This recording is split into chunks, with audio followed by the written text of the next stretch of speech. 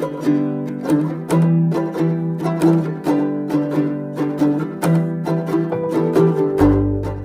yang dia kata-kata tak senonoh ni? I don't need your support. I don't need your support. I don't need your support. But this pertanian sombong, berlakon, menangis depan orang. Hai guys, jumpa lagi. Kali ini kita akan membahas sejarah pembentukan negara Malaysia. Kita tahu kemerdekaan Malaysia diberikan oleh Inggris pada tahun 1957, jadi bukan hasil perjuangan. Pembentukan Federasi Malaysia pada tahun 1963 yang melibatkan Sabah Sarawak juga inisiatif Inggris dengan pertimbangan ekonomi. Jadi Inggrislah yang meletakkan tatanan dasar Malaysia termasuk membuat konstitusi atau pelembagaan. Hingga sekarang konstitusi Malaysia yang sah adalah yang versi bahasa Inggris. Pengaruh British pula yang menyebabkan bahasa Inggris amat dominan di Malaysia dan bahasa Melayu jadi bahasa kelas 2. Ada video menarik mengenai sejarah kemerdekaan Malaysia. Yuk kita simak ya. Jadi kita belajar sejarahnya, kita nampak British ini jadi baik. Itulah masalah yang perkara yang perlu kita ketahui ya. Jadi dijajah tak dijajah kita dengan apa yang kita ketahui ini sebenarnya kita ni sebenarnya memang dijajah. British datang rampas kekuasaan kita dan tujuan British ini sebenarnya tujuan paling utama British ini datang ke sini kekayaan. Sebab tu saya kata dia pencuri perompak. Dia tak peduli dari segi politik, dari segi pentadbiran apa dia tak heran, tapi yang dia mahu ialah kekayaan. Dalam bentuk cukai, dalam bentuk tanah, dalam bentuk sumber-sumber kekayaan tersebut, lombok, getah dan sebagainya. Yang tu dia mahu. Jadi masa merdeka tahun 57 itu dia beri kita merdeka. Dia tak beri kita ekonomi dan kekayaan dia rampas. Dia tak beri. Dia ambil, dia pegang yang tu. Dia beri merdeka dari segi pentadbiran kerana kos itu perlu ditanggung oleh kita. Tak perlu dah dia tanggung kerugian. Nak takbir orang-orang di sini, dia beri pada kita. Dalam keadaan dia rasa dah tak untung dah, baru dia beri. Dia tak beri lebih awal. Itu British. Dan satu lagi soalannya ialah kita ni merdeka atau tak merdeka? Ini pun isu juga. Kita sambut 31 Ogos 57 ni, kita merdeka ke tak merdeka? Kita rasa itu tarikh merdeka kerana diajar bahawa itu merdeka. Sebenarnya tahun merdeka 1957 ini sangatlah tidak sempurna. Kemerdekaan yang diberikan oleh British ini ada syarat-syarat dia. Kita merdeka, penjajah tetapkan syarat dia. Nak merdeka ni macam mana? Kena terima itu, kena terima ini, kena beri ini, tak boleh ambil itu. British tetapkan syarat. Dan kita terima.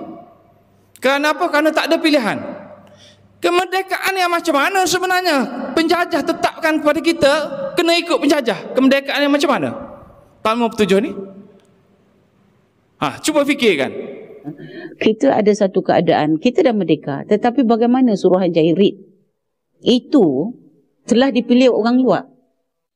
Tengku Abdul Rahman bersetuju bahawa Suruhanjaya Reid itu dianggotai oleh orang-orang luar, bukan oleh orang kita. So bayangkan kita punya perundingan itu berat sebelah. Ya? Dan akhirnya kita dapati berlakulah apa yang telah berlaku.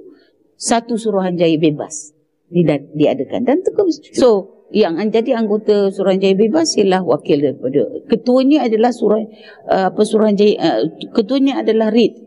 Dia ketua daripada United Kingdom. Lepas tu daripada seorang Jennings, kalau tak silap saya, pun daripada sana. Lepas tu seorang daripada Pakistan, dia seorang daripada India dan seorang daripada Australia. Ya, Australia yang Jennings. Seorang diminta daripada New Zealand. New Zealand yang tak nak datang sebab dia kata ini bukan soal dia. Ya, jadi kita 4 orang ni, ya, hakim-hakim berpengalaman daripada negara-negara Commonwealth, ya, bukan membantu menentukan perlembagaan merdeka kita. Bukan membantu menentukan perlembagaan merdeka kita. Ya.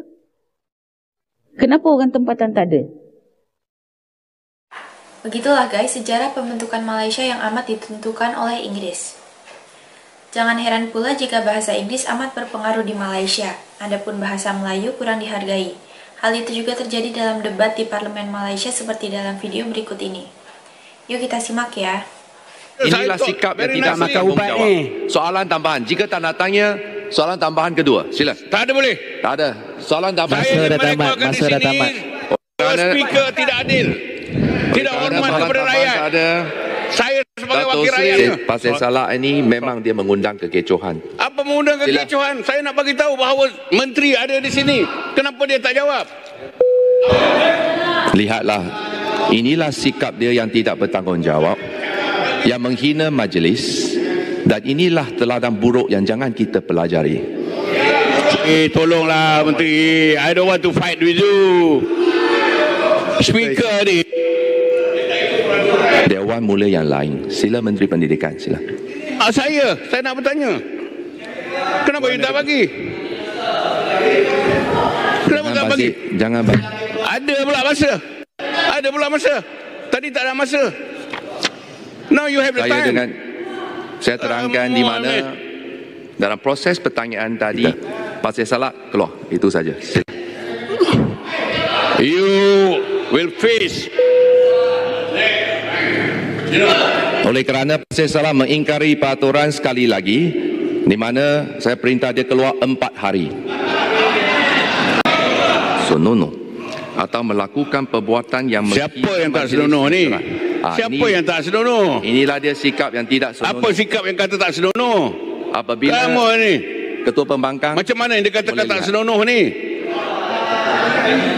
Ketua Pembangkang boleh menilai. Saya baru tegur menteri sikit, you bila kata tak speaker senonoh. nak baca perintah apa tetap ni? Tetapi lihatlah sikap Pasir Salak. Itu saya kalah. I got my people there who support me. I don't need your support. I don't need your support. I don't need your support.